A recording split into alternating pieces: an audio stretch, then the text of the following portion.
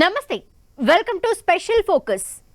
భారత్ ప్రపంచ పటంలోనే మన దేశానికి ఉన్న గుర్తింపే వేరు. వరల్డ్ వైడ్ గా భారత్ కు ఉన్న క్రేజ్ కూడా వేరే లెవెల్. 9 దేశాలతో సరిహద్దు పంచుకుంటున్న భారత్ సింహం సింగిల్ అన్నట్టుగా నిఠారుగా నిలబడుతోంది. పొరుగు దేశాల్లో ఒక్కో కంట్రీలో ఒక్కో రచ్చ ఉంది. అయితే అంతర్గత సమస్యలు లేకపోతే ఆర్థిక సంక్షోభంతో ఒక్కో దేశం ఆగమవుతూ వస్తున్నాయి.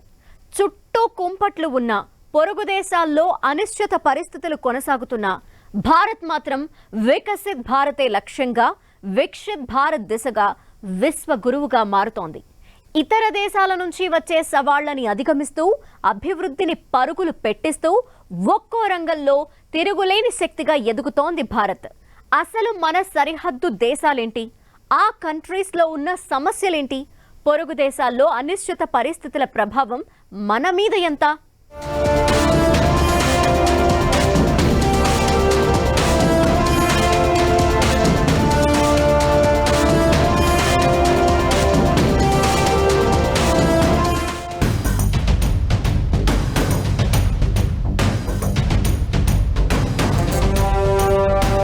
అయితే అనిశ్చితి లేకపోతే ఆర్థిక సంక్షోభం. పొరుగు దేశాల్లో నిత్యం ఏదో ఒక రచ్చ. చుట్టూ కుంపట్లు ఉన్న అభివృద్ధిపైనే భారత్ ఫోకస్. చుట్టూ సమస్యలు, మధ్యలో భారత్. నిండు చంద్రుడు ఒకవైపు, చుక్కలు ఒకవైపు అన్నట్లు ఉంది మన దేశ పరిస్థితి. మన సరిహద్దు దేశాల పరిస్థితి ఒక తీరు, భారత్ పరిస్థితి మరో తీరు. ఒక్కో దేశంలో ఒక్కో ప్రాబ్లం. ఆ దేశాల్లో ఎప్పుడు ఏదో ఒక రచ్చ కంటిన్యూ అవుతూనే ఉంటుంది. ఎప్పుడు ఏదో ఒక దేశంలో పరిస్థితులు మనపై ఎఫెక్ట్ చూపిస్తూనే ఉన్నాయి. అన్నింటినీ దాటి ఒక్కో సవాల్ను అధిగమిస్తూ ఆ దేశాలకు అవసరమైనప్పుడు అంతో ఇంతో సహకారం అందిస్తూ అభివృద్ధి చెందిన దేశంగా మారేందుకు పరుగులు పెడుతోంది భారత్. మన చుట్టూ ఉన్న దేశాల్లో ఒక్క చైనా తప్ప అన్ని దేశాల్లో అంతర్గత గొడవలు, ఆర్థిక సంక్షోభాలు రాజ్యమేలుతున్నాయి. చైనా కూడా ఎన్నో ఆటుపోట్లు ఎదుర్కొంటున్నా అన్నింటినీ కప్పిపుచ్చుకుని ప్రపంచాన్ని ఏలే కుట్రలకు తెరలేపుతోంది.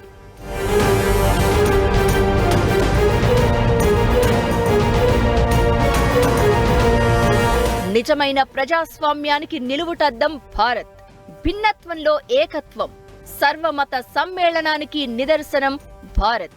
సమానత్వం, రాజ్యాంగ అమలు విషయంలో పొరుగు దేశాలతో పోలిస్తే భారత్ 10 రెట్లు బెటర్గా ఉంది. సరిహద్దు దేశాల్లో సమస్యలు ఉన్నా వాటి అంతర్గత వ్యవహారాల్లో భారత్ ఎప్పుడూ జోక్యం చేసుకోదు. కవ్వింపులకు అస్సలే ఆస్కారం ఇవ్వదు.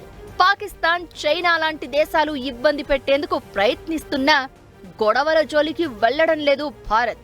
అభివృద్ధిపైనే ఫోకస్ చేస్తూ దీర్ఘకాలిక అవసరాల దృష్ట్యా రోడ్లు, పెద్ద పెద్ద ప్రాజెక్టుల నిర్మాణంపైనే ఫోకస్ చేసింది.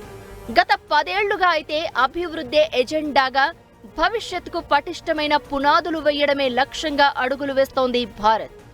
ఇంతకు ముందు ఒక లెక్క, ఇప్పుడు మరో లెక్క అన్నట్లుగా 2014కు ముందు భారత్ వేరు, 2024 వచ్చేసరికి భారత్ వేరు. ఇవాల్టి పునాదులతో రేపటి తరానికి మార్గం సుగమం చేయాలనే లక్ష్యంతో కేంద్ర ప్రభుత్వాలు అభివృద్ధి దిశగా అడుగులు వేస్తున్నాయి. తీసుకునే ప్రతి నిర్ణయం ప్రజా కోణంలో ఉంటోంది. మన దేశ నిర్ణయాల్లో ఎక్కడా ఇతర దేశాల ఇన్వాల్వ్మెంట్ ఉండదు. తలసరి ఆదాయం, ప్రజల జీవన ప్రమాణాలు, విద్య, ఉద్యోగ పరిస్థితులు మారుతూ వస్తున్నాయి. పాక్, శ్రీలంక, నేపాల్, బంగ్లాదేశ్ లాంటి దేశాలు గతంలో ఉన్నదానికంటే అధఃపాతాళానికి పడిపోతే కనీస ఆరోగ్య అవసరాలు లేని పరిస్థితి నుంచి కరోనా లాంటి పాండమిక్ వస్తే టీకాలు తయారు చేసి ప్రపంచానికి అందించే రేంజ్కి ఎదిగింది భారత్. ఎవరు ప్రధానమంత్రులు, ముఖ్యమంత్రులుగా ఉన్నా విద్య, ఆరోగ్యం, మౌలిక వసతుల కల్పనపైనే ఫోకస్ చేస్తూ వస్తున్నారు. అందుకే ఇండియాలో అక్షరాస్యత పెరుగుతూ వచ్చింది. ప్రపంచ దేశాల్లో భారతీయులు ఉన్నత స్థాయిలో ఉన్నారు. అమెరికా లాంటి అగ్రరాజ్య రాజకీయాల్లో మనోళ్లు కీలక పాత్ర పోషిస్తున్నారు. మన దేశం నుంచే పేరున్న డాక్టర్లు, ఇంజనీర్లు పుట్టుకొస్తున్నారు. 5వ అతిపెద్ద ఆర్థిక వ్యవస్థ నుంచి ప్రపంచంలో 3వ అతిపెద్ద ఆర్థిక వ్యవస్థ వైపు అడుగులు పెడుతున్న క్రమంలో మన ప్రభుత్వాలు కూడా మౌలిక వసతులు ఏం కల్పిస్తున్నాం, వాళ్ళ జీవన ప్రమాణాలు ఎట్లా పెంచుతున్నాం, వాళ్ళ విద్య వైద్య అవసరాలని ప్రభుత్వం ఎట్లా అటెండ్ అవుతుంది, ఇట్లాంటి విషయాల మీద ఇంకా కొద్ది శ్రద్ధ వహించి ఇంకా స్టెబిలైజ్ అయితే ఇరుగు పొరుగున ఉన్న దేశాలు అన్నిటికంటే కూడా మెరుగైన ఆర్థిక స్థితిలో భారతదేశం ఉంటుంది.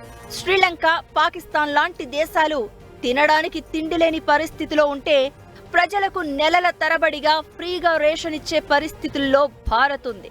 అవసరమైనప్పుడు ఇతర దేశాలకు వందల కోట్ల రూపాయల ఆర్థిక సాయమే కాదు, మెడికల్ ఎక్విప్ కూడా ఇస్తుంది మన దేశం.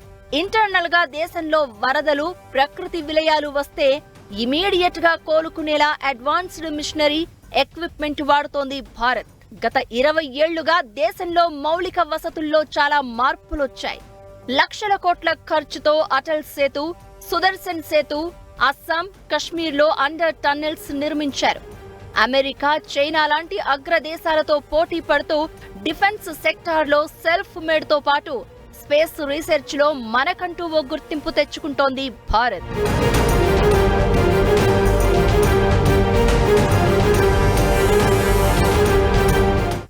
సంక్షోభంలో శ్రీలంక, అటు పాక్ ఇటు బంగ్లాలో రాజకీయ అస్థిరత, మయన్మార్లో సైనిక పాలన, నేపాల్లో అనిశ్చితి, ఆఫ్ఘన్లో తాలిబాన్ల రాజ్యం, ఒడిదుడుకుల్లో మాల్దీవులు, ఇలా ఒక్కో రాజ్యంలో ఒక రచ్చ ఉంది.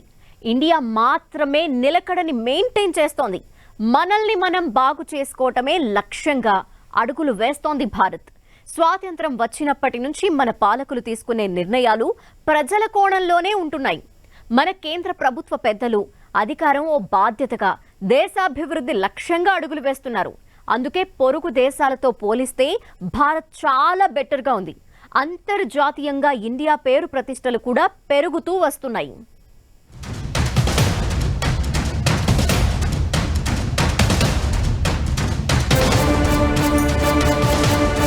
పాలకుల స్వార్థంతో పాకిస్తాన్లో రాజకీయ రచ్చ, నిలకడలేని నిర్ణయాలతో నేపాల్, శ్రీలంక ఆగం, నియంతృత్వ పాలనతో బంగ్లాదేశ్ రణరంగం.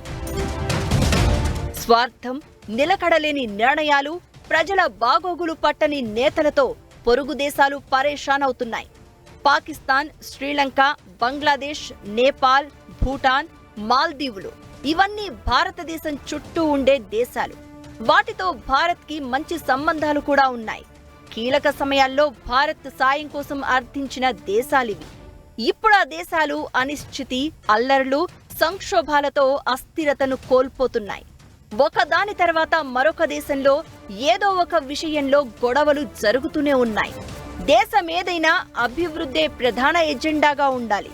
కానీ మన చుట్టూ ఉన్న దేశాల్లో మాత్రం రచ్చే ఎజెండాగా, సమస్యలు సృష్టించడమే లక్ష్యంగా అక్కడి ప్రభుత్వాల నిర్ణయాలు ఉంటున్నాయి. స్వప్రయోజనాల కోసం ఇతర దేశాల ఒత్తిడితో ప్రజలకు ఇబ్బంది కలిగే నిర్ణయాలు తీసుకుంటున్నారు మన పొరుగు దేశాల పాలకులు. అందుకే శ్రీలంక, మాల్దీవులు, పాకిస్తాన్, నేపాల్, మయన్మార్ ఏదో ఒక సమస్యతో ఇబ్బంది పడుతూనే ఉన్నాయి. మన మిత్ర దేశమైన బంగ్లాదేశ్లో రిజర్వేషన్ల రచ్చ ప్రధాని హసీనాను గద్దెదించాయి. అల్లర్లతో షేక్ హసీనా దేశం విడిచి వెళ్లిపోయారు. హసీనా వెళ్లిపోయినా ఆ దేశంలో అల్లర్లు జరుగుతూనే ఉన్నాయి.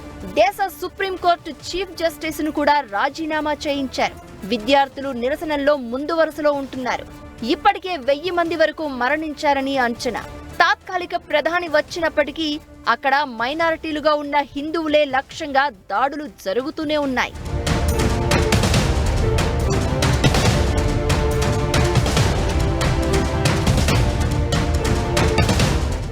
పాకిస్తాన్లో రాజకీయ అస్థిరత కొత్తేమీ కాదు. కానీ నయా పాకిస్తాన్ నినాదంతో అధికారంలోకి వచ్చిన ఇమ్రాన్ ఖాన్ అయినా పూర్తికాలం పదవిలో ఉంటారని భావించారు. కానీ పాక్ తీరు మారలేదు. ఇమ్రాన్ మధ్యలోనే దిగిపోవాల్సి వచ్చింది. పాక్ రాజకీయ వ్యవహారాల్లో సైన్యం జోక్యం ఎక్కువ. అందుకే బిచ్చమెత్తుకునే పరిస్థితికి దిగజారిపోయింది దాయాది దేశం. ఓ కంట్రీగా పాకిస్తాన్ మరో దేశం సహకారం అర్థిస్తుందంటే ఆ దేశ ప్రజలు ఇతర దేశాలకు వెళ్లి బిచ్చమెత్తుకుంటున్నారు.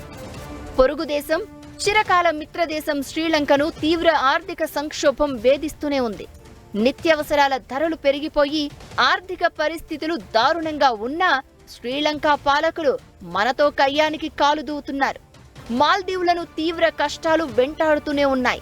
నేపాల్ పరిస్థితి కూడా అంతే. ఒకే ఒక భూకంపం ఆ దేశాన్ని ఆగం చేసింది. మరోవైపు ఆఫ్ఘనిస్తాన్లో తాలిబన్లు అధికారంలో ఉన్నారు. అక్కడ పరిస్థితులు ఇబ్బందికరంగా ఉన్నాయి. మయన్మార్లో మిలిటరీ పాలన ఉంది.